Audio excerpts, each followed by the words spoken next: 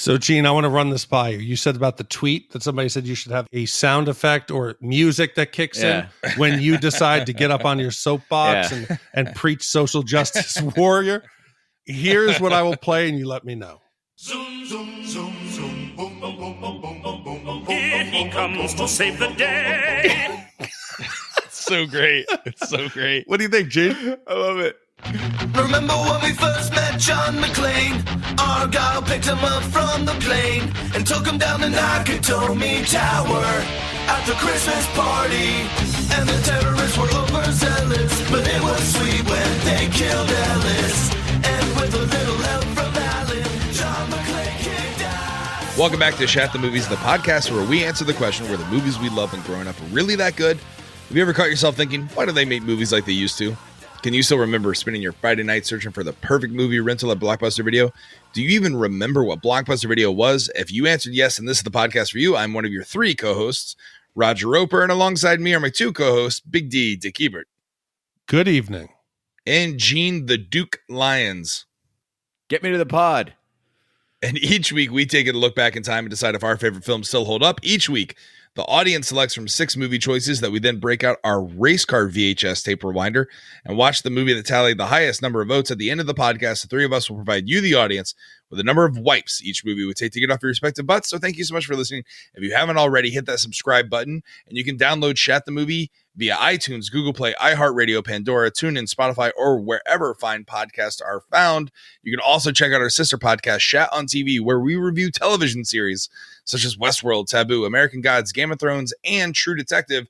That being said, Big D, our summer spectacular of commissions is, I guess, still continuing, right? We're still clearing up the backlog of people's sending us money to hear the reviews of their movies. So what movie have we been commissioned? Someone paid us to review today.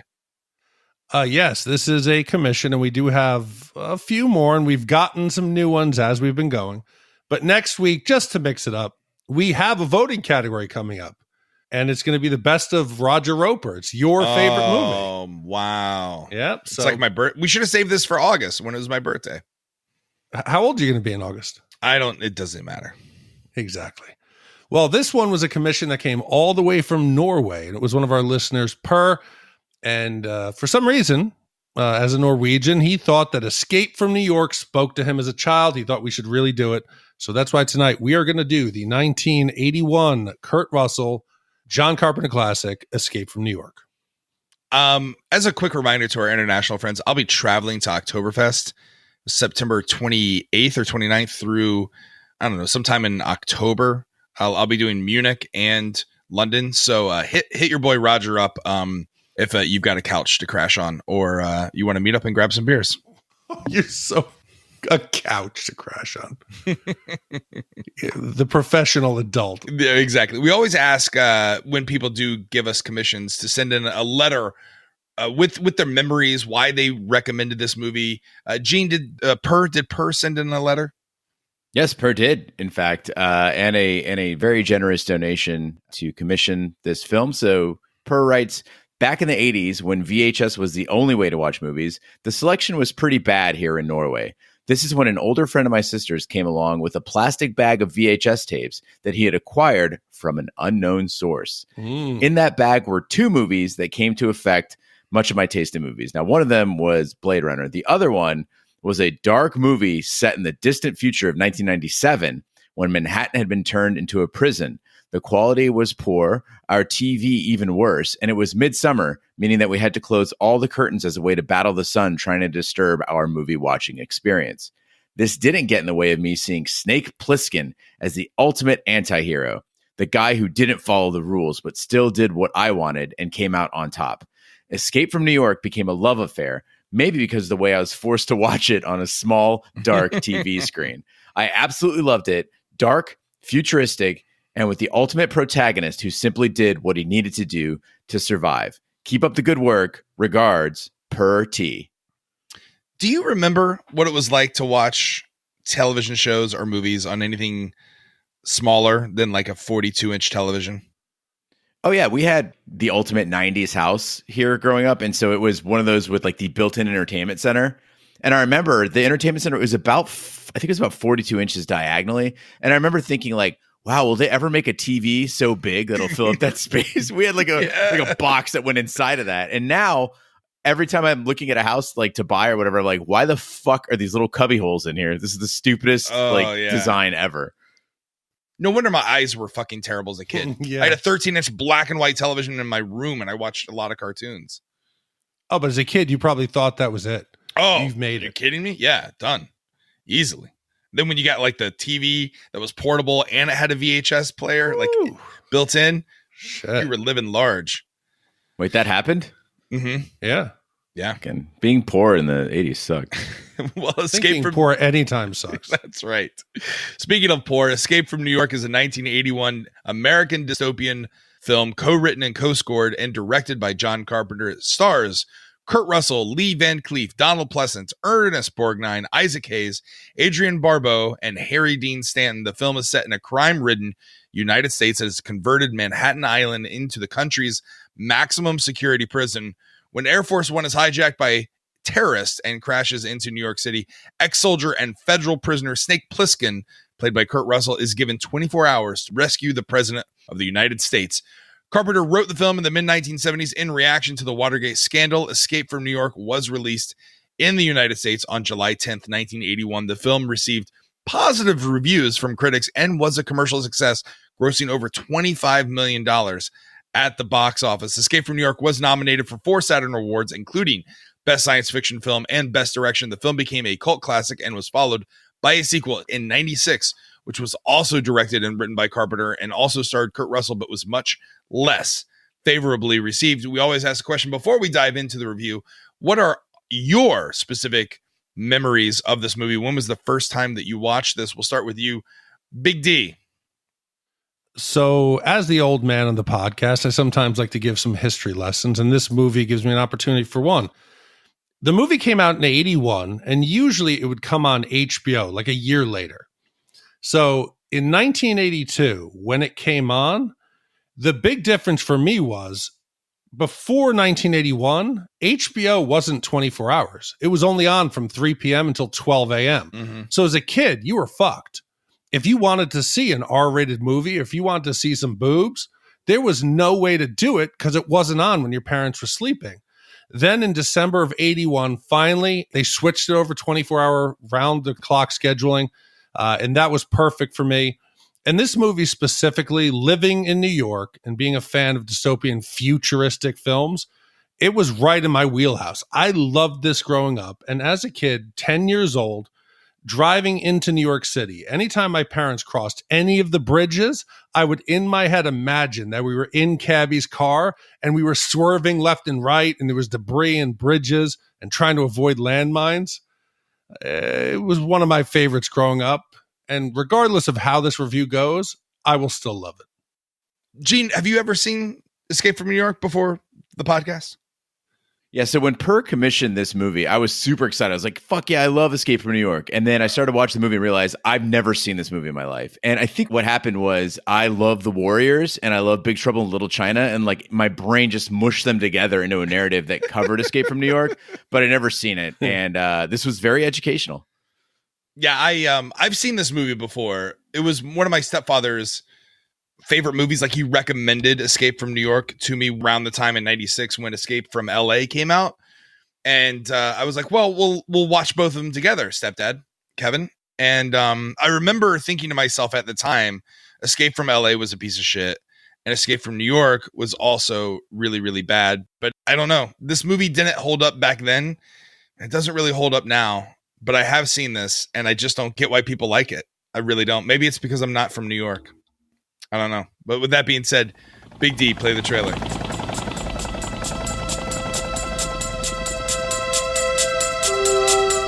New York, 1997. The entire city is a walled maximum security prison. The bridges are mined. The rivers are patrolled. And the United States Police Force has everything under control.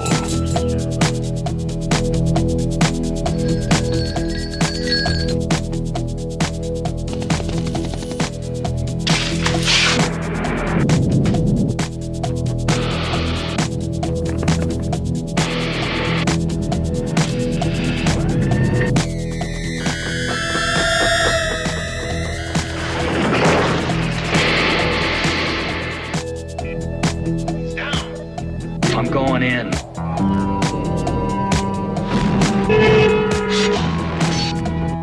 John Carpenter's Escape from New York, the high adventure of the future. One man must go in where no man has ever gotten out.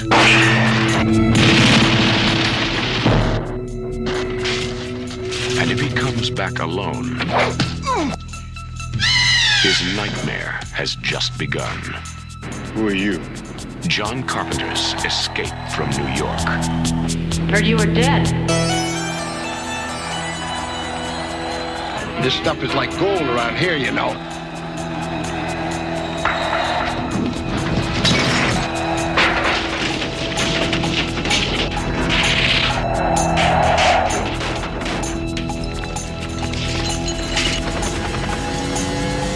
Hold on.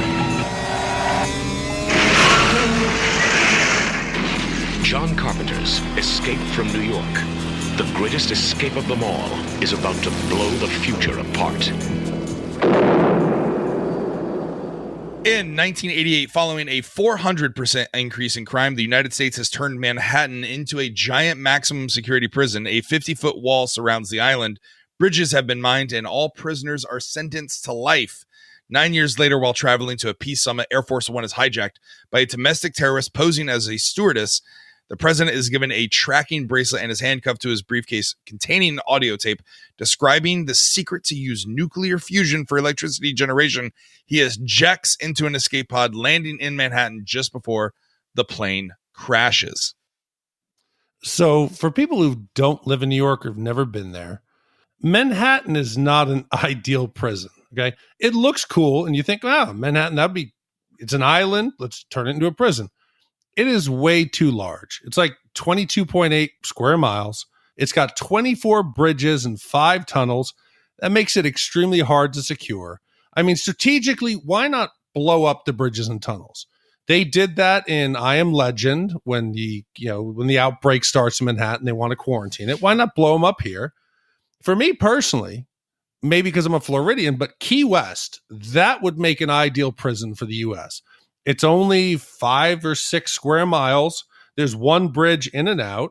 And where the hell the prisoner is going to go? I think that's a much better place to turn into a prison. I've got to think, Big D, that the choice of Manhattan was done to be ridiculous. It has to be, because I was thinking the same thing. I was like, why would you take essentially the most valuable real estate in the United States at the time in the 80s and be like, you know what? Let's turn this into a prison when you've got billions of acres. I think the U.S. is like 2.8 billion acres of land. And they're like, it'd be a great place for prison, Manhattan. That sounds like a great idea. Just the center of our financial world. And I don't know, like the most historic island in American history. No big deal. But why not? They hint that there's been a war. They're at war with the Chinese and the Russians. Why not have some devastation in Manhattan? Make it so that something happened, they evacuated, and then they're like, hey, let's just turn this into a prison. It only works because it's Escape from New York. People are like, shit, that's iconic. Escape from Wyoming or like Escape from Tucson. That shit doesn't I'm not running to the theater to see that. Escape from LA doesn't No, make it. Escape from LA makes sense because there was an earthquake and it got separated. So it's like something happened. But the other thing with Manhattan, though, is it actually, in some cases, looks cleaned up. Like in the sense that I was thinking about it, and like a lot of people don't know this, but what makes New York and Chicago very, very different is that a lot of parts of New York, especially Manhattan, don't have alleyways. So if you see a movie where there's like a fight in an alley in New York, it's probably not New York. So what happens is, as a wonderful byproduct of that, is that everybody puts their trash out front. So you put your bags of garbage out on the sidewalk in front of your house, which in the summer smells amazing. But I was like, fuck, dude, like streets and sanitation still, they're doing a better job in New York in Escape from New York than they were in real life. Like there was like barely any garbage on the streets. And then I was like, well, at least everything's burning, but that's only because Air Force One crashed. It's not like everything was on fire to begin with. Well, shit. Talk about there's barely any trash. There's barely any dialogue in this movie. Yeah, I was during the first, like, I think it was like 25, 30 minutes. Hardly anybody says anything. And John Carpenter does this a lot. He did it in The Thing too, but in The Thing, like, stuff was happening. There's a helicopter, there's like dogs, like, you're like, okay, something's going on here. His decision to limit dialogue, it's a real departure from other 80s action movies. So I was looking at it from a positive perspective. Like, oh, in other action movies in the 80s, people talk too much, like Commando, different, movies. It's one-liners all the time. In this movie, it's quiet most of the time. And I wish I could say I like it, but it just left me detached. A movie that came out around a similar time and also had kind of a sci-fi dystopian future tech came out. It was kind of had a punk rock feel to it as well, was The Terminator by James Cameron. And he limited lines because his main protagonist, the Terminator, he was a robot, right? And he didn't really talk unless he needed to. Yeah, he's not a chatbot. So he's not chatbot 9000.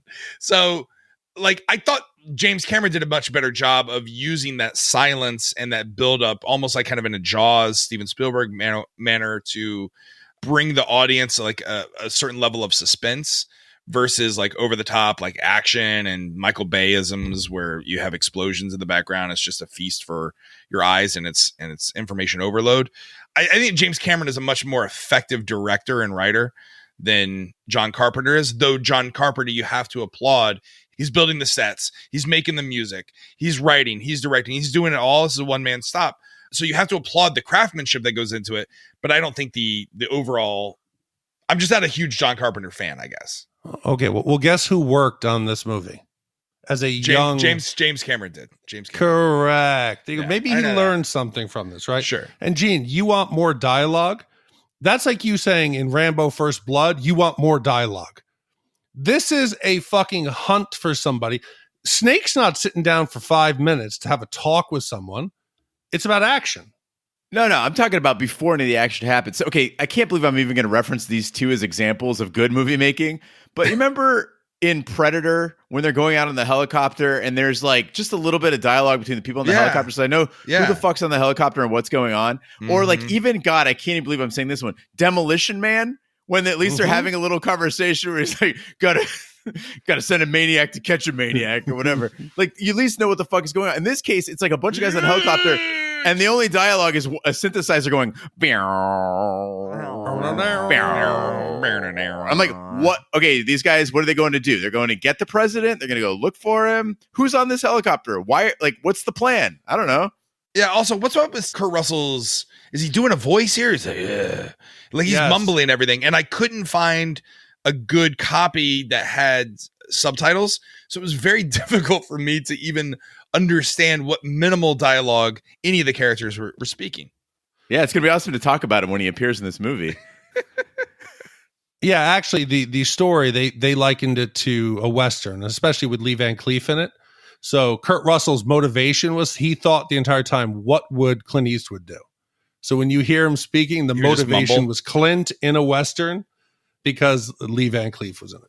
Yeah, the entire eye patch thing was his idea, and it was because John Wayne had one in True Grit. So he was very much trying to borrow from previous Westerns. But again, cool ideas are cool, but if it's not working for the audience, if you're not entertaining me, it just doesn't click. Yeah. Speaking of which, the escape pod, cool idea, doesn't exist, from my understanding. No. I just want to take a moment and really appreciate Donald Pleasence. So if you don't recognize him, he was also in Halloween as like the doctor guy that also happens to like shoot people because whatever. But like I'm just thinking of this actor and him getting himself prepared for this scene where he's like, okay, I'm climbing into this like giant bingo ball with like my briefcase attached to my wrist. And he's like, and he's so serious about it. He's like, get me to the pod. And he's like, all right, well, Godspeed to all of you. Like, I'm getting in my pod now. And it's just like a series of like blinking lights and like this weird, like he's just getting into like a giant ball. And he plays along so well. But yeah, no, the escape pod, not a real thing. They've asked multiple presidents before. It doesn't work. Although it is featured also in Air Force One by with Harrison Ford. But forget about it. It's a magic pod. It's a magic pod. Air Force One is burning. It's a wreck. It's everything strewn about. The pod has landed straight up and down, perfectly positioned, and that nice glossy orange coat of paint. It's still pristine. Looks beautiful. Mm-hmm. Yeah. Was it kind of strange to see a plane flying low over Manhattan for you guys? Yeah, it's still painful for me to even the outline of it when they had like the digitized outline of the New York City skyline and you see the towers and it's just like fuck. Like it's those little reminders that just hit you hard. And I remember when I rewatched Independence Day, it was the same thing, just seeing the towers there. Anytime there's anything in the air and the towers, I'm like, oh fuck, are they gonna do that? And then thankfully in this one they did. Independence Day they did. That's right. The towers did get hit and it's jarring. I mean, it's like those scars are still pretty fresh. Well, police are dispatched to rescue the president. Romero, the right-hand man of the Duke of New York, the overall crime boss, warns that the Duke has the president who will be killed if any further rescue attempts are mounted. Commissioner Bob Hawke offers a deal to Snake Plissken, a former Special Forces soldier convicted of attempting to rob the Federal Reserve. If Snake rescues the president and the audio tape, Hawke will arrange a presidential pardon, and to ensure his compliance, Hawke has Plissken injected with a micro explosive that will rupture his arteries within 22 hours. If Snake is successful, however, Hawke will neutralize the explosives. So is like Snake like an anti-hero Robin Hood type character? Because everyone in this movie, especially in the prison, seems to know him. They don't really go into the backstory, which I think, unfortunately, they explain characters through backstories or like, let me pull up your resume here and just read it off to the audience so that people know who you are. Like instead of kind of establishing through character interactions, like I remember Snake when like you helped my village by bringing in money and there's none of that. So I didn't know, is he a government guy? Is he, a man of the people? Is he working with the same terrorists who brought down Air Force One? What's going on here? Well, it's funny that you said that, and I started to laugh when you started to say that, but it makes a little bit of sense. I always ask, how does everybody know? Oh, you're Snake Plissken. Oh, I heard you were dead. And your question about him being Robin Hood sounds ridiculous, but I'm combining it with a behind-the-scenes making of clip I'd seen where there's some cutout material where they were making Snake a more sympathetic character. Mm-hmm. And they cut it out because that wouldn't align with what he does at the end of the movie. So they said, let's leave it ambiguous. Let's not go into it. But maybe he was. Yeah, he's popular because he's like a prolific bank robber. So there was actually a scene I think Big D is alluding to where there was an entire bank robbery scene that got cut. Mm-hmm. So it shows you Snake's like background. And what happened was when they were screening this for like test audiences, it confused them. They didn't understand how this all like fits together. Yeah. Fucking way to go, 1980s people. And so these people raised us. That's the sad part. But they cut that part out to simplify it so that people could stick with one storyline. But I actually would have found it helpful to see him first robbing banks to like do something philanthropic or helpful with the money. Right. And then he gets thrust in the situation. So you're like rooting for him harder. But I think the idea was to keep him mysterious, and they fucking did a good job of that. And that even makes the ending now more understandable. Mm-hmm. I'll talk about the very end. I said, is what he did with the tape the right thing to do?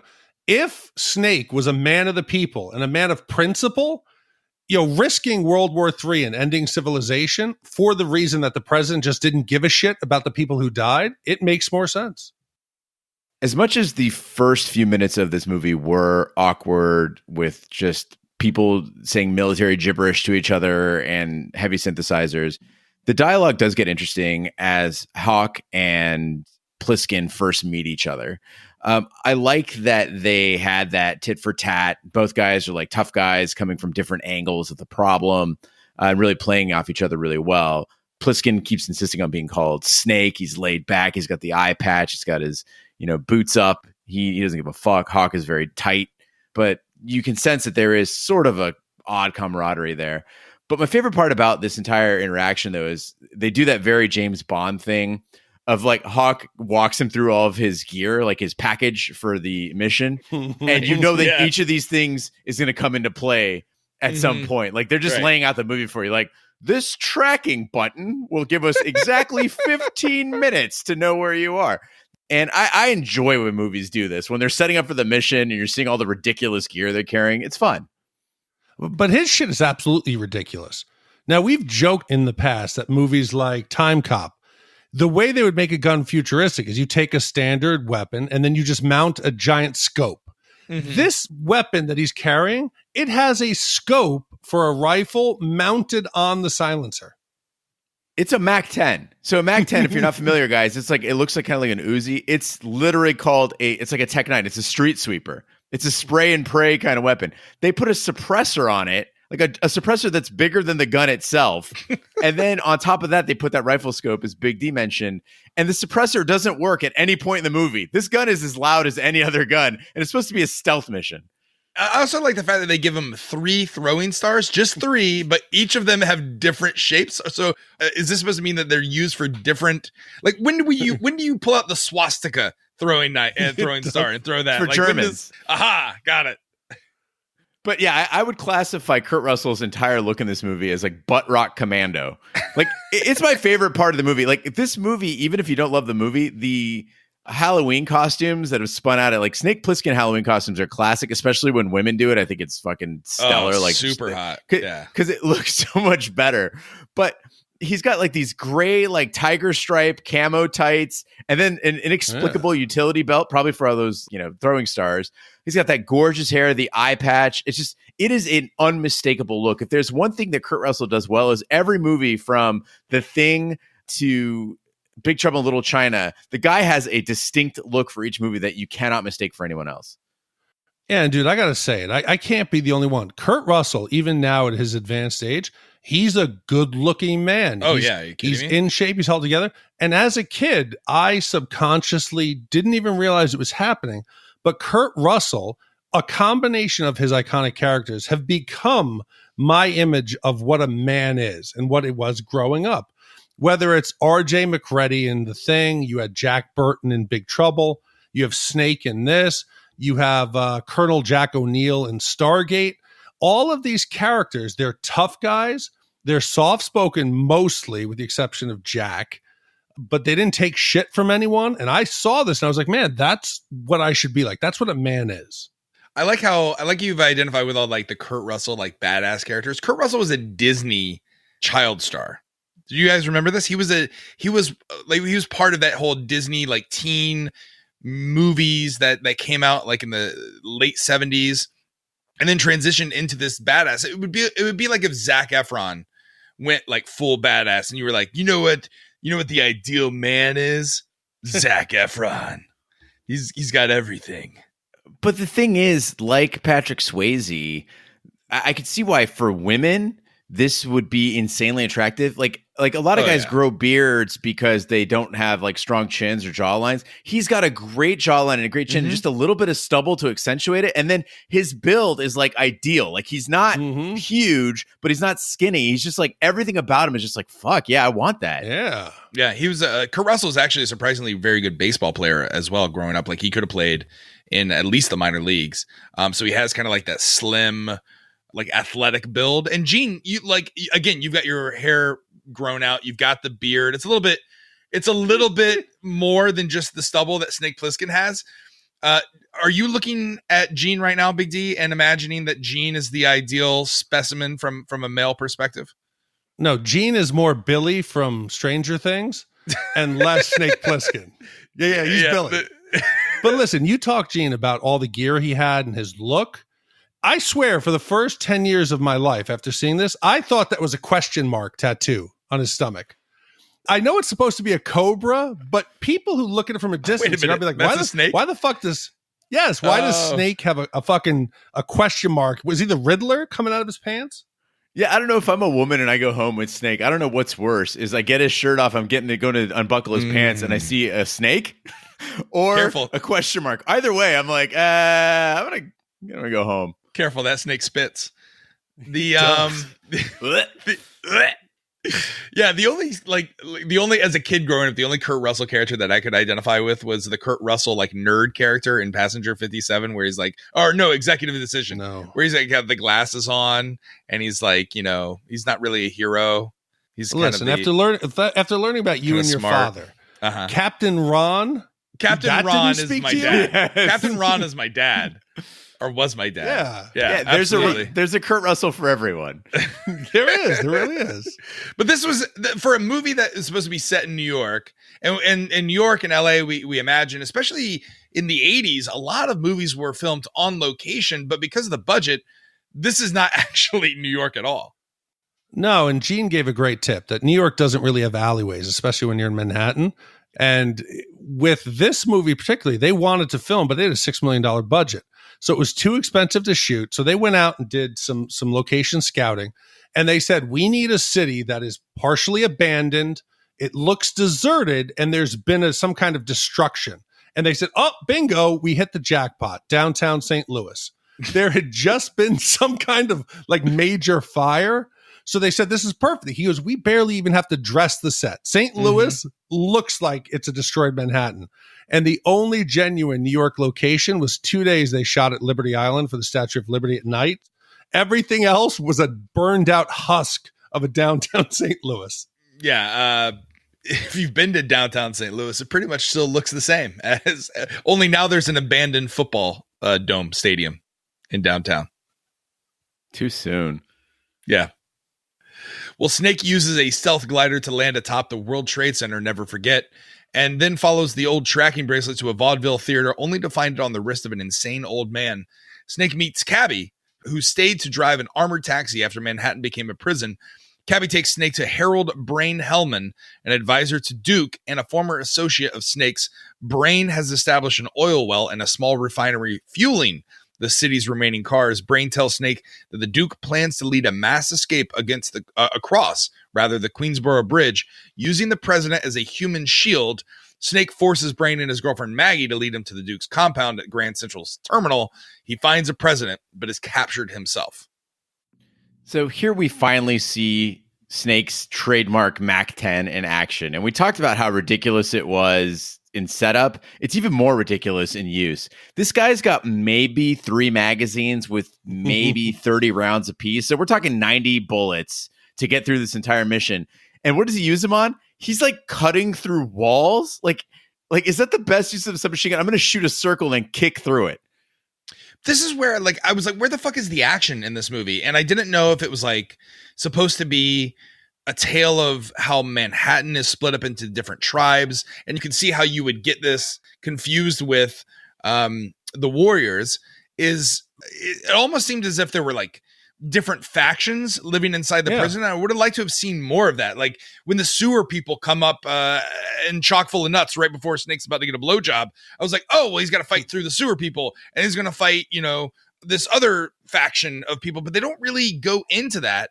And then how the fuck is he tracking the president with this device that is just a standard blinking light? Like it doesn't move. There's no tracking. There's no attempt to make it look like radar. I do like how the vision of the future back then was like, okay, it's going to be like digital, or at least a quartz display with like blinking lights, but nothing was smaller. So like this tracking device is like the size of a tissue box, and he's like holding it. Yeah, it's just a blinking light that tells you the general direction someone is in. And it reminds me of if anybody plays Division 2, when like I'll be trying to find a thing, but I don't realize it's underground. And I'm like, that would be helpful. Like, but it's funny because in Manhattan, like the altitude of something is just as important as like the direction in which it is in. And this thing is not helping Snake at all. I don't think it actually helps him in any sense. Also, why in the future would we have giant antennas? Did you see that walkie-talkie? That was like a 4-foot pull-out antenna. I don't think I even had one of those on my walkie-talkies. It's the size of like a car radio. And how does none of the crazies, none of the normal inmates, they don't take like kind of notice to Snake. Snake's got that Mac-10 slung over his shoulder. He's rocking a tank top. He's out in the open. I'd be thinking, fuck, I'm going to kill this guy and get that gun. I think there's an explanation for that. So one is the crazies are crazy. And if you're not familiar with the crazies and you haven't seen this movie in a while or ever, the crazies are like the sewer people. They kind of are running all around the place and they're legit freaky. Like I thought they did a good job with these guys. They move kind of like roaches. They pop out of the ground. They're just crawling over everything. It was a really good at conveying a post-apocalyptic feeling, but blowjob chick at the chock full of nuts, she does mention that they are out looking for food right now because they do food drops in cycles on the island. So it has been a long time since the last food drop. And so they're going out to raid food from other people. So I think they are strictly on a mission to find food and not like fuck with Snake Plissken. So Gene, do you know who girl in chock full of nuts was? Other than the hottest person in the movie? No. Second hottest. Yeah, that was Kurt Russell's ex-wife. Not Goldie Hawn, who's never really married. They have a very adult relationship. Also, the character of Maggie, that was Carpenter's wife at the time. So there's a lot of wives on set who got roles because of who their husbands were. Yeah, this is basically, it's a student film. This is someone giving like someone who's going through the master's program at NYC filmmaking. They give them $6 million. And so they're just hiring, people that they're friends with, they're dating, their wives are in the movie. So it's like when we go to Walter Station Brewery and Jim and Luis have their entire family also cleaning up after us. How could you say it's a student film with a cast like this? Fuck yes, that's what I'm saying. Lee Van Cleef, if people don't recognize him because he's older.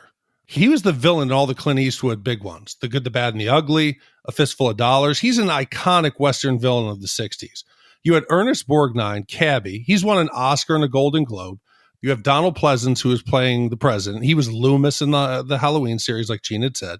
You have Isaac Hayes playing the Duke. He won an Oscar for the theme song from Shaft. The people in this movie, they were in there because they had faith in it. This is not a student film. If I'm the biggest badass warlord in this prison, why would I only choose the rank of Duke? Why wouldn't I choose like a king or I don't know, El Presidente, something like would I just own a small castle in Manhattan? Because it's York, the Duke of York. You don't say the King of York. It's poetic. Yeah. Is that the answer?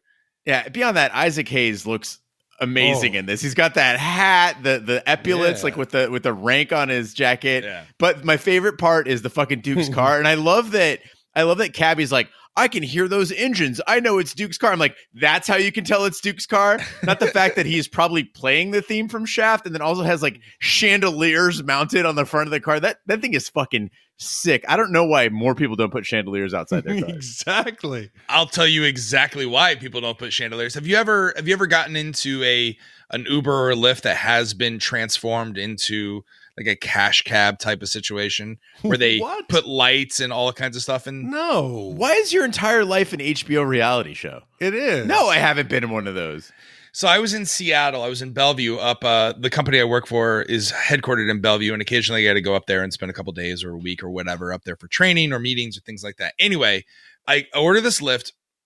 I kid you not, I get into it. The guy has bedazzled his entire, like it's a Honda Accord or some shit like that. It's just a car. And he has a hanging candelabra chandelier in the middle from where like the normal dome light is. He had hung up that and it was like flickering like a candle. This guy was like the Liberace of lifts. And I had to spend like an hour and a half with this guy. And and I don't know how you guys are in lifts or on airplanes, but I'm a headphone in, look straight ahead, don't talk to me kind of guy. He wanted to talk the entire time. At the end, I kid you not, he was like, well, do you mind like, I was featured recently by one of the news channels. Would you mind if I recorded you like as a testimonial? I'm like, whatever is going to make you just leave. Could you take your pants off? Exactly. Yeah, it was definitely some sort of casting couch situation going on back there. And it was the weirdest. I mean, I still gave him the guy 5 stars because at least he's fucking trying. But like, it was the weirdest situation I've ever been in. One time, Carrie Gross and I were in a Lyft in Tucson, and we're both pretty drunk, but she's way more drunk than I am at the time. And we get picked up, and the guy's got the entire interior bedazzled, like you mentioned, Raj. But he's also makes balloon animals. That's what he does, like for a living when he's not doing the Lyft driving. And so Carrie is, of course, drunk, and so she's like, "What can you make me?" And he's like making balloon animals while driving. And he's like, well, I could make you a snake with one eyeball. And I'm like, whoa, what is going on here? And he did. And then when he was done, he drops us off. I try to tip him $5 and she like smacks my hand and she's like, $5? That's all you're going to give him is $5. I had to tip the guy $20 for driving while making balloon animals. It was fucking ridiculous. You tipped him cash? You don't tip him through the app? No. I'm a cash guy. Yeah, then the man knows how much he gave him. They're going to take some kind of cut. What's worse, a driver making balloon animals while he drives, or a guy making memes on his phone while he drives. Oh, shut the fuck up, Roger. You have like 15 electronic devices plugged in on your dash. You are the worst human being to drive with.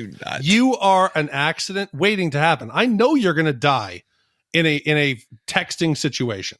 Yeah, that one time Caitlin and I were in the back of it was like a 15 passenger van and you were driving, and this woman could sleep through World War III, and she's like, I'm gonna fucking die, we're gonna die, I can't get in this, I'm never getting in a car with this guy again, he's a fucking maniac.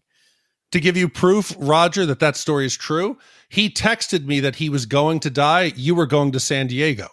So that story is San Diego true. or LA. Yes. I'm not nearly as bad as I used to be. But I want to go back to the Duke here, okay? So the Duke's got a kick-ass car. But I don't know why you would choose Grand Central Terminal as your compound. It doesn't make sense. And I don't know why the crazies choose to live underground. You have giant buildings. The Twin Towers are empty. Why are the crazies not occupying some of these buildings? Why isn't the Duke in someplace better, someplace big, a penthouse, maybe a big gold building down in the corner of the park? Why not that? I got two possible answers. One is it's easier to climate control underground, and there's vermin to eat. So there's always going to be rats and shit in down there. And another reason is you got a whole tunnel system. Their go-to move is pulling people through the ground down, and you can't it's easier to pull somebody down through the ground than pull somebody up into a building. I would have found a better place, I think. I don't know. Grand Central's terminal is pretty awesome. Like, they got an Apple store there. Kinds of stuff. They got a Sbarro. Yeah, they got a chock full of nuts. Yeah, I think Roger as the Duke would be a very different place. Get the cappuccino machine, Romaine. Go get the cappuccino. I have two jackets today with epaulets on them that I could wear as a warlord in Scottsdale, Arizona. While Snake is forced to fight in a death match against Slag, Brain and Maggie kill Romero and flee with the president. Snake kills Slag, then takes Brain, Maggie, and the president to the World Trade Center to use the glider to escape. After a band of crazies destroys it, however, the group returns to the street and encounters Cabbie, who offers to take them across the bridge. When Cabbie reveals that he bartered with Romero for the audio tape, the president demands it, but Snake takes it instead. So this gets to the part of the movie that my memory was different from what I was seeing on the screen today.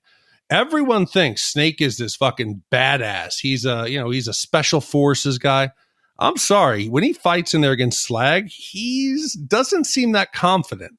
I'm pretty sure that Gene would put on a more believable fight.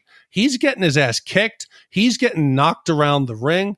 It's looking pretty bad for Snake. He doesn't show any tactical advantage. It doesn't look like he even trained. It looked like they just tossed him a bat and said, hey, go out there and just start swinging it at each other. I don't know. I've never seen Gene swing a baseball bat, though. There's a reason for that. That would look awkward, but the fight would look good. But then when he took a swing, it would be like, Have you guys, what are the balls called that are bigger than a softball? Like a mosh ball? What are they called? I don't know. You know what I'm talking about? Wiffle ball? No, like the wiffle ball's smaller than a softball. I'm talking those big ass, I think it's called a mosh ball or something. Anyway, so my friend Skip, this is years and years ago, he was like, I want to go to the batting cages for my bachelor party. And I'd never batted in my life. And so I was like, this can't be that fucking hard. So we started out with baseballs. I'm like, I can't hit that. So then they go to the softball in the slowest setting. Can't hit that. So they pull the fucking mosh ball out. And I'm still, you talk about Big D, dribblers to home plate. I was like fouling on these giant fucking balls. I was like, this is not my thing. But that's okay, because in a fight, swinging a baseball bat like a baseball bat is pretty much the worst thing you can do. It's the easiest thing to defend. So you have an arc that is out away from your body and your arms are extended. So let me tell you, for the listeners at home, a little bit of self-defense here. When somebody's swinging with a baseball bat, they've got both hands on the handle of the bat? Is that what you call it? Uh-huh. Is it the grip? Yeah. Is that it? The handle, Sure. the knob. There you go. So imagine yourself right now holding one and you swing it. See where your arms are in the swing, how your arm is fully extended on let's say your right hand and your left arm. If somebody's body or really anything hits your elbow in that position, your fucking elbow snaps back the other way. It hyperextends. It's the easiest thing. And once they crash into your body, you can't do shit with that bat. So tip for you at home, if you're in a dystopian death match, hold the bat with both hands and use it more as a poking weapon, because you can break bones with the butt of the bat, basically. It's very easy to do. Yeah, and if you ever find yourself in a zombie apocalypse with a baseball bat, basically you want to take out the legs first. Then when the zombie falls, then you bash it over the head. Yeah. Left 4 Dead. Yeah. Left 4 Dead. That's right. But like, why does every dystopian movie set in the future have some sort of Mad Max wrestling match between the hero and some giant? It's easy. Just like The Walking Dead. You were just talking about zombies. You need some form of entertainment to keep the people occupied. That stage show we saw in the beginning, that vaudeville trans, whatever it was, that stage performance. What is that? I don't know. That's 1980s inclusive on screen, inclusivity on screen. That's not keeping the crazies down in the sewers. You need something to make them entertained. And that's what these big battles were. It's like the, Thunderdome. You need to give the people entertainment. Big D, you would be the giant in this apocalyptic society. Like they would force you to get in the ring and fight outsiders. Yeah. I could never grow that facial hair though. This is the thing. In a lot of these movies, you had like a believable, like you mentioned Thunderdome. Like that guy's scary. Like he's fucking huge. Yeah. Like that guy's, freaky. Mm-hmm. In this movie, they got Ox Baker, who is a pro wrestler. And as he's climbing the ring, I noticed one thing that was very conspicuous about his body. He is huge up top, but that dude has the tiniest legs on a big man I've ever seen. And he doesn't really look that strong or fast. As you said, Big D, Snake doesn't look like he's that adept. This guy moves at a fucking snail's pace. They couldn't find anybody more imposing, like the dude from Commando. Well, he looks like he looks like Michael Bradley out there playing for the men's soccer team. If you look at Michael Bradley, has very small, tiny legs, and I don't know if it's because of the short. It's long shorts. It's long shorts. You think it's long shorts? I don't know. I think have you ever watched was it Family Guy with like the baby legs of the detective? That's what I feel like Ox Baker looks like here, and also Michael Bradley when he plays. Listen, Michael Bradley's been great this Gold Cup, so I can't be upset. But did you guys watch this with like surround sound or any good like 7.1 headphones? Yes, of course. I'm sorry. We have really raved before about movies like Predator, where you could hear the jungle, you could hear the bugs flying. Right. This was the polar opposite. The Foley work in this movie, it sucks. It is absolutely terrible. And now, if you don't know what a Foley is, they're the guys who make the sounds that are in the scenes, everyday sounds, whether it's somebody's footsteps or it's broken glass. They put that in afterwards. Every time that they kick something, it's like, or a window breaks, or a gun gets shot off, or even when they're walking down the hallway to take Snake to the fight, it sounds like a horse. Clip, clap, clip, clap, clip, clap. Right. Then you walk into the theater and the volume's 1,000. Then they go to the other. I don't know who was doing the sound work, but I almost had to take my headphones off. It was so bad. In the scene where Snake is fighting Slag and he goes to the ground and then he does like some sort of a round kick from the ground into Slag's face. It's a punch. Like it's the punch sound, but it's like I'm like, what kick fucking sounds like that? It's like Mungo Jerry in there. The music was scored by John Carpenter, and if you Google on YouTube or whatever the theme to Escape from New York, it almost sounds like the beginning of Law and Order. And then he also just ripped off his own movie, Halloween, in some parts where Snake is first meeting Brain for the first time in, I don't know, the library or whatever. It's just the Halloween theme. But not only is the Foley work terrible, but the music, which I guess was heralded at the time, or people, I guess, put it on par with Blade Runner, I find it terrible. I could just see fans of this movie being like, Roger, it's just an homage to Halloween. It's evocative of the Carpenter feel. No, it's fucking ripping it off, guys. But, totally. Despite the shitty sound work, there were some key characters that really kicked ass in this movie. I wasn't really a big fan of Brain or his wife. The Duke was all right. Snake is obviously amazing. But my favorite character, bar none in this movie, is Romero.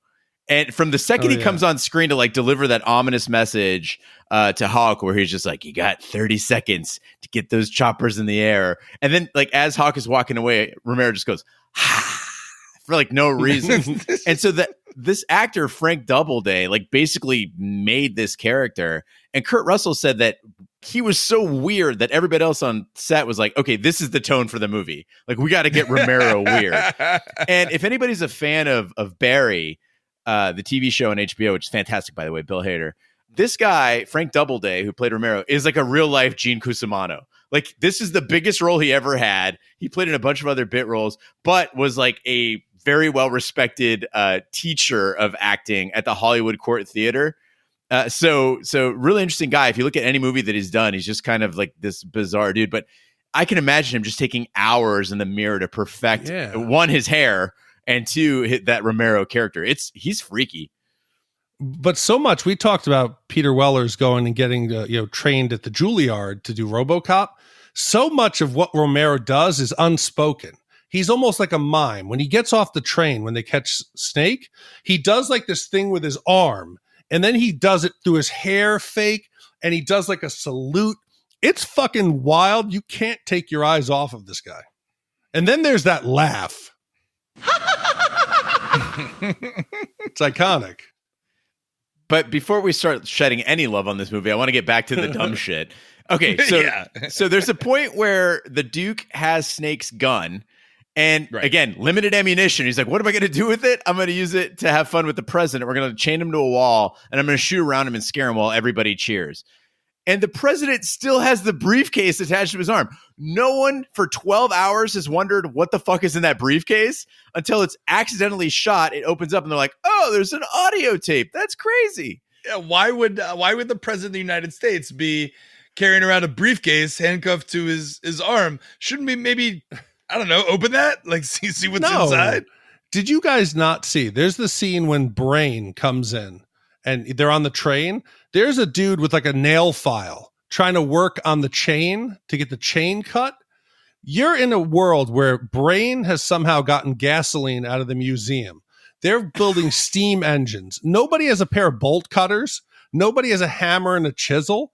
Forget cutting the chain with your file. Just hit that shit with one of the bats that they're fighting. Or just get Slag to fucking open it up. I mean, there's a million solutions to this. And then, of course, like anybody on the other side of the wall is any smarter. These rapid response teams, every time there's a crowd or anything, they're like, let's land a helicopter with assault rifles on it.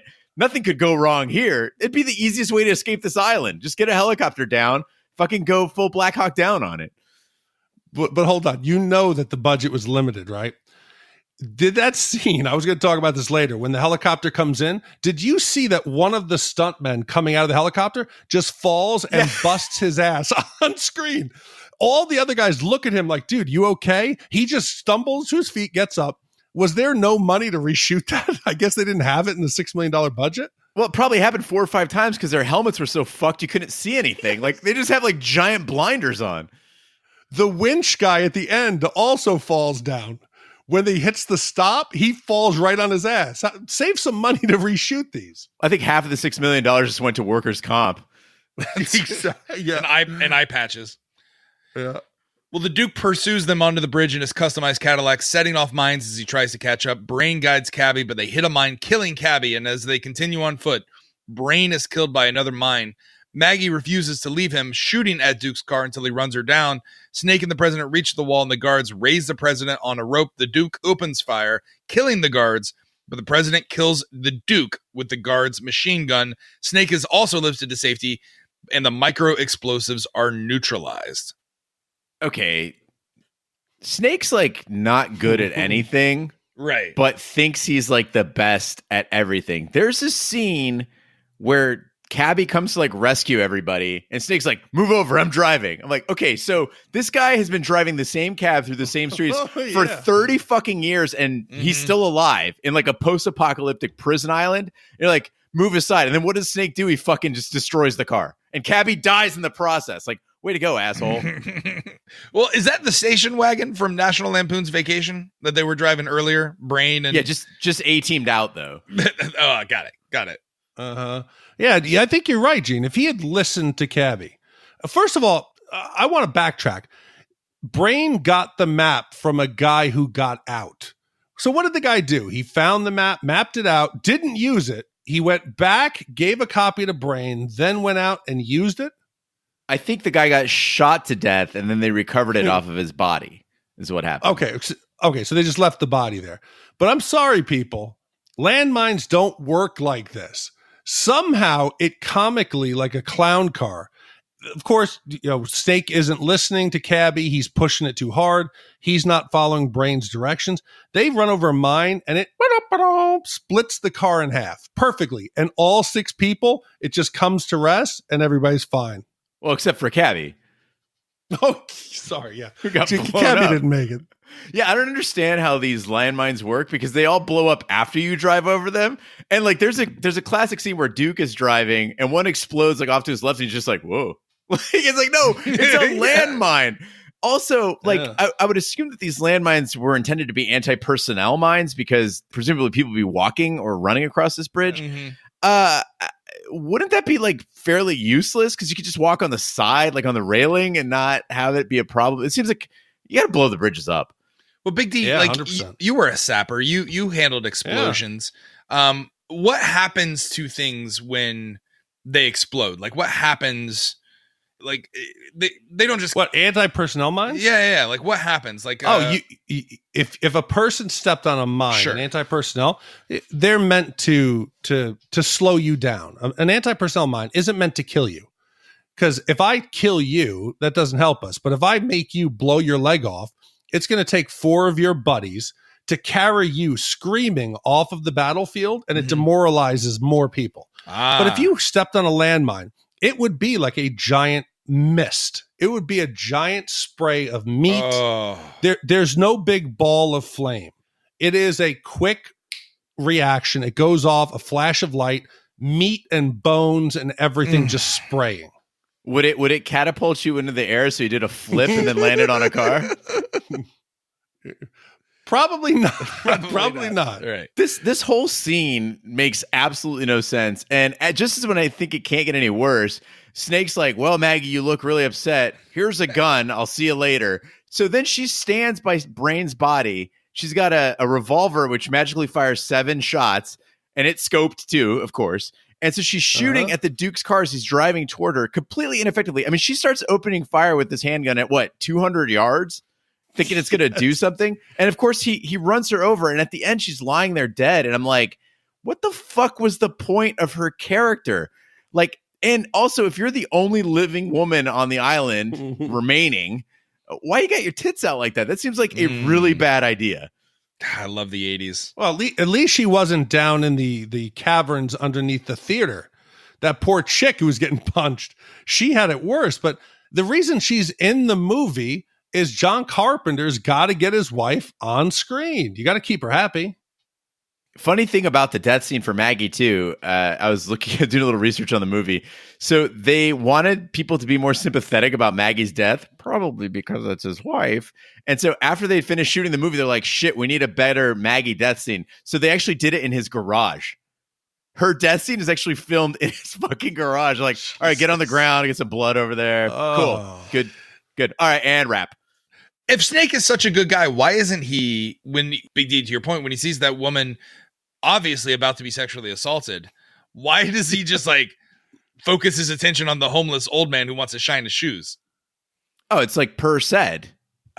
He's He's mission oriented. He doesn't give a shit about anything else. Doesn't give a shit. If you're on a mission, if you're Snake Plissken, if you're a man of the people, you're a Robin Hood, this character, but you're on this mission like this, do you stop and help the woman? Do you help the person getting assaulted? Are we talking the real world? Or are we talking in the dream? Yeah, no. If you are Snake Plissken in this movie, do you help? Okay, so he saves her. What's he gonna do with her? What's he gonna? She becomes like an NPC and she just follows you around the rest of the movie.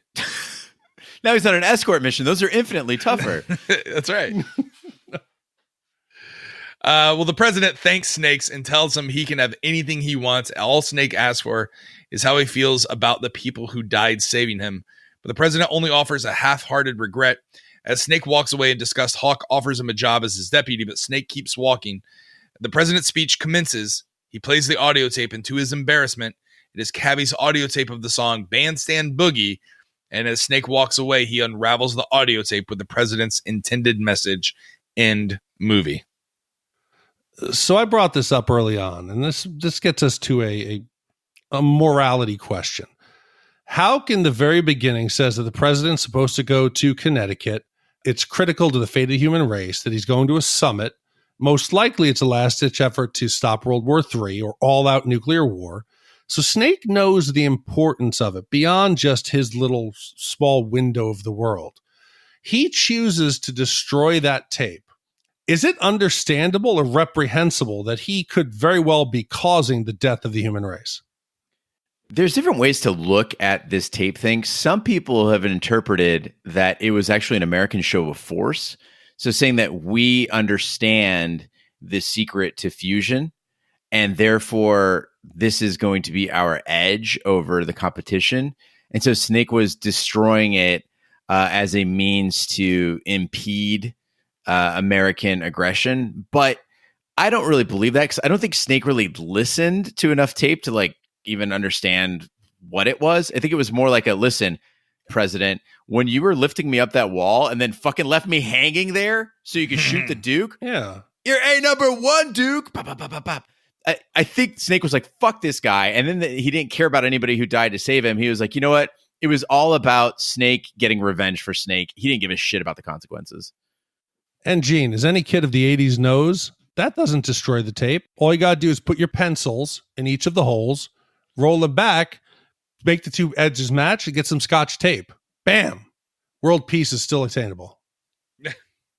No, I mean, for a movie that's supposedly set in the future with future tech, why do they still use a cassette tape? I mean, at least attempt to make something different. Put it on a microchip. There must have been known that there were going to be laser discs somewhere back in this time. Like, even by 1997 standards, cassette tapes were outdated. I mean, it might as well have been an 8-track that he takes apart. And like, that would have been more on brand with this movie than trying to do like it's a futuristic videotape or audio tape. Yeah, but had they done that, we'd be like, oh, Cabbie happens to have a Laserdisc player in his cab. Exactly. It needed to be a tape so everybody else could use it. But yeah, it seems a little suspect. Also, why not just paperwork? Why the fuck is it on an audio tape? Right. Yeah, and why is there not more than one copy? You tell me this was so secret? But a better question is, who advising the president doesn't listen to the tape first? How do you not vet this? You're going out on worldwide TV, presumably. Have either of you guys ever at work, because sometimes shit doesn't go right. Have you guys ever had a situation at work that somebody doesn't vet something and it goes out and you're like, oh my God, what just happened? I mean, Big D, I'm a digital marketing manager in my day job. This shit happens all the fucking time where I'm like, oh, that got out. Cool. And my favorite is when like executives in my company will ask me things like, can you unsend that email? Yes. Let me go back and I'm going to break it. Yeah. Can you unsend that mailer? I'll just go break into people's mailboxes and steal them all back. Like, no, it's email. It's gone. It's out there. Yeah. No, nothing I do at my job is worthwhile. So I have none of. But you've never done, Raj, you've never done a Prezi or a PowerPoint that had something on it that wasn't supposed to be there? Like those slides that say not intended for distribution. You're like, or they show your desktop. There's a picture of like some dude in his underwear. I've had like technology fail before, but I have had, not me, but other people in prior jobs. We had a guy who was doing a demo and apparently he had, I think I've told this story before. He had, his email was still open. He didn't close his email or shut down his notifications. So he was receiving porn notifications in his email, like subscribe now. And like your Pornhub account will be deactivated soon and all that kind of stuff. Like that's very uncomfortable when that happens. See the daily lives of sexy Latinas. Yeah. HBO. I had a teleconference with our friends over at Isobar, which is a consulting group, and we have some listeners from Isobar. Shout out to Chuck and Britt. So I was on it with them, and I'd never used like Join Me. I think it was Join Me at the time. I'd never used it before, and so as I get on this conference, it's like, do you want to post a profile photo? Yeah. And I was like, oh, that's nice. Everyone else has theirs too. I thought it was just going to pull one off of my computer. So I said yes. And it was like, activate camera. And I wasn't paying attention to it. I was just like, I thought it was asking to access my photo library. So I said yes. And so I have no shirt on and I'm at home and I go on the camera and everyone's like, hey, Gene. And I was like, oh, hey guys. And so after that, everyone was just, I don't know, and of course they let it go immediately. They never brought that up again. This makes me think, I have a good friend who was on a company-wide, like major conference call of like key leaders, and he forgot to unmute his phone. So one of the heads of the company they work with national defense and computer security. One of the key leaders wasn't that technically savvy, but he was there because he'd been in the company, one of the founders. He said something, and my friend goes, "Oh, this fucking guy." And the rest of them go, "Who was that? Who was that?" Mm-hmm. He realized he wasn't muted, and he didn't say a word. After the call, they started calling people to try to figure out who it was, and they called him. He's like, no, that wasn't me. No, never admitted it, never could be wrong. But that thought of, holy shit, why didn't I mute it? There have been situations where something like that happened, and it was, if you dial in to like a GoToMeeting or a Citrix or something like that, if you just dial in, there's no name. It just says call or whatever. Mm-hmm. And someone did that on one of ours where they were like, this fucking company, like, fuck this company. Fucking, I can't believe they're doing this. And yeah, it would almost be a funny prank to do. Mm-hmm. Just to call in without your audio pin and just to being like, puffy nipples. Yeah. Fucking Snake Plissken. So good. Yeah. Just play clips of Romero. Well, now's the part of the podcast where we break out our Shat meters and give you our wipe scores. If you've never listened to the podcast before, 0 wipes is a perfect movie. 5 wipes is a total and utter complete disaster film. That being said, we'll start with you, Dick. How many wipes do you give Escape from New York? Okay, so this certainly is not the best Carpenter and Russell, pairing. They've done a lot of movies together, but you can't deny it. You guys are going to challenge it, but I think it's fun. The premise is irresistible. It's a future Manhattan. It's a high security island prison. Who doesn't love that? You get to see the Statue of Liberty, the guard station. Snake isn't the toughest guy we remembered. He's not the biggest badass, but Russell and Carpenter are a great team. And I think it's a shame that for all the work that they've done, and we've done a bunch of their movies now, we've done The Thing, Big Trouble in Little China, that none of them ever really reached the heights of box office that they should have. They should have been big films, but for some reason they all didn't hit. I think the film is grim from beginning to end. It is dark, and that does hurt it a bit, but that was required and necessary because of the $6 million budget. It's got an 80s vibe throughout. It is visually memorable. The quotes are great. The sounds are great. Is it a perfect movie? No, but for 1981, I think it's pretty damn good. It's better than average. So I'm going to give it a 2 wipe. I think 2 is fair. Better than average. Ooh, I disagree. I think this movie not only shows its age, but I was bored the entire time. And this was a complete chore to get through. It was very difficult. I spent my 4th of July slogging through this while Albie, my poor puppy, was hyperventilating because he was so nervous and anxious because of the fireworks outside. So I was trying to maintain him and watch this movie at the same time. And it was just it was a nightmare to get through. So I disagree. I think this movie it's not one I want to see again anytime soon. I don't see why people love or have fetishes for this movie. And I don't know what I gave The Thing, but The Thing was much better than this. So it's not one of John Carpenter's best. For me, you gave that a 2. Yeah, this is a 4.5 wipe movie. This is not one of the best. I like how Raj is playing his own little violin over there. I had to spend the 4th of July watching this movie. Like, he didn't have the rest of the fucking week to watch it. Had to watch it on the 4th of July. For me, I'm kind of in the middle between the two of you. Big D, you mentioned Big Trouble in Little China. Everything I loved about that movie, this movie did not as well. So, like, for instance, Snake Plissken and Romero are great characters, just like Big Trouble in Little China had great characters. It's very quotable, just like Big Trouble in Little China. And those visions of a dystopian Manhattan, like prison island, they're really well done. They created a world here that all of us recognize. It's iconic. The costuming was great, but the pacing, much to what Raj said, just felt weird. Anytime action would break out amid this silence and amid this boredom, it would just resolve itself too quickly. Like a fight would start and then it was just over. And everything was incredibly muted. I think that goes to the Foley work too, where it's like you didn't ever feel like you were in the thick of the action. You felt like you were watching a movie. And with all that going on, I just don't understand why this movie is so beloved. I think this is a movie that's better as a poster or a t-shirt than something to actually watch. Yeah. And for that, I would say it's slightly below average at 3 wipes. So if we were to add up 2 wipes, 4.5, and 3, Gene, what does that give us?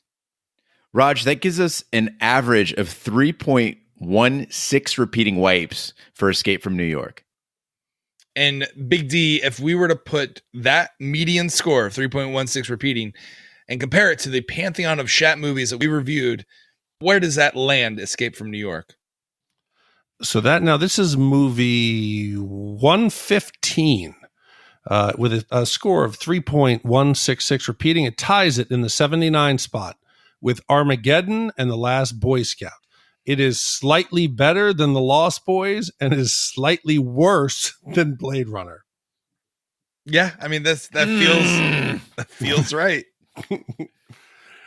I just feel dirty anytime I have to say Blade Runner. Blade Runner with any of these movies. Is equally as bad as this. Well, it's fitting though. It's fitting though because Per wrote in and said that his 2 favorite like dystopian films are Blade Runner and Lost Boys, Escape from New York, and he even encouraged us to re-record Blade Runner with Carrie there to hold our hands throughout the movie to explain to us non-believers what the fuck is going on screen. Yeah, well. That does it for Escape from New York. Big D, we are doing a different, we're not going to do a commission. We're going to take a quick break from the commissions for next week's podcast because we are doing what category?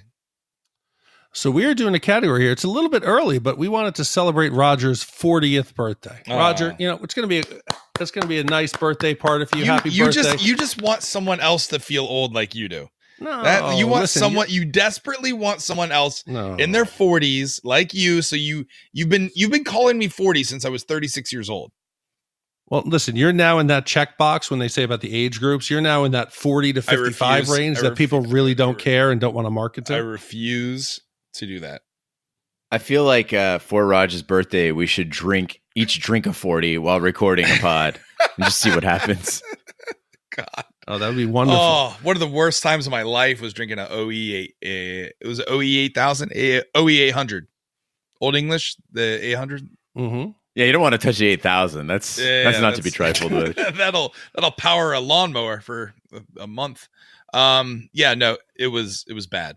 It was not a good idea. But the category we will be doing was Roger's favorite movies. And by this list of movies, you'll learn a little bit more about Roger.